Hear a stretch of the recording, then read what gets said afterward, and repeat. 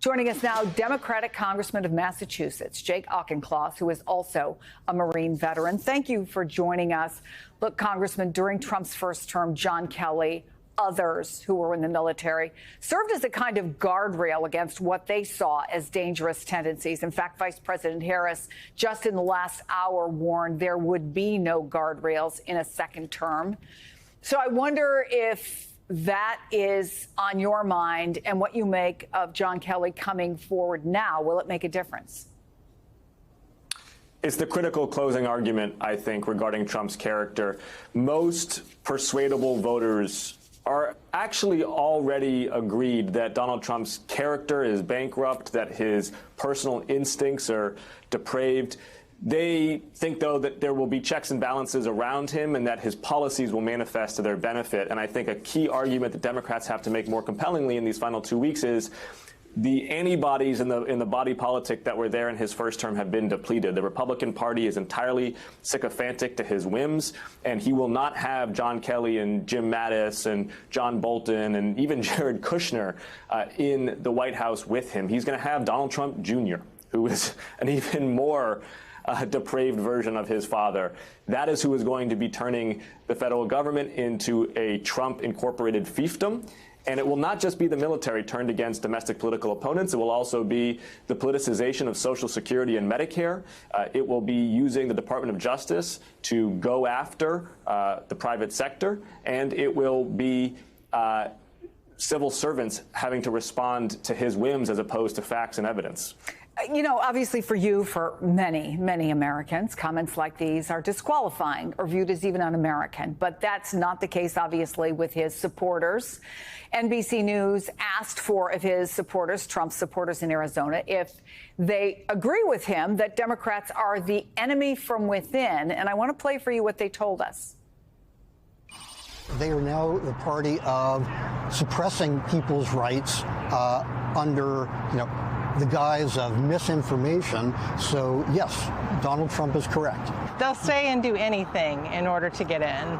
It's all about power. There's no morals, no values anymore. It's kind of like a war on religion. I think they are bound and determined to destroy our country and make us like Venezuela. They want to destroy the middle class. Even voters who are uncomfortable with some of the things they hear from Donald Trump, but who support him, say, at least what they tell us, is they like that he projects strength and masculinity, that they think he's decisive, or that, honestly, it's all talk, not to really worry about it. What do you say to them? Well, the tribalism and the animosity that we heard in those interviews, that's a long-term project for the health of American democracy, and it includes everything from reforming how we think about social media and cable news and our very sense of shared truth. But frankly, over the next 2 weeks, we're not reaching those voters. Let's be candid. If you're at a Trump rally wearing a Trump hat, I think that's beyond reach. We're worried about 100,000 voters across 7 states. And in general, these voters actually already agree that Donald Trump is not a good human being. They are banking on guardrails, as you said. And so I think Democrats have to make 2 points concurrently. One is those guardrails are gone. You are going to get the full unvarnished Trump, and that means the politicization of basic services that you have come to expect from the federal government, up to and including, and I want to emphasize this, Social Security and Medicare. Donald Trump had no problem putting his name on the checks that went out during COVID.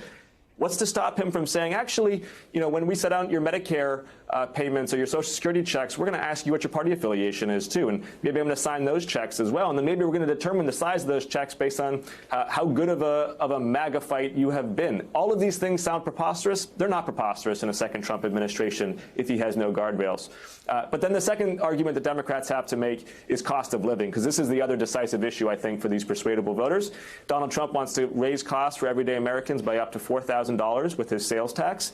Kamala Harris has plans to put $6,000 in the pockets of everyday Americans with their child tax credit. That is a big swing of $10,000, and we need to drive it home. Can we talk a little bit more about the guardrails and just about Donald Trump in general? Because I know there is a sense of community among many of the veterans in Congress, and I wonder if you can share what your conversations have been like with your fellow vets when it comes to both Trump comments like these, the fact that he said, he needs to have the kind of generals Hitler had.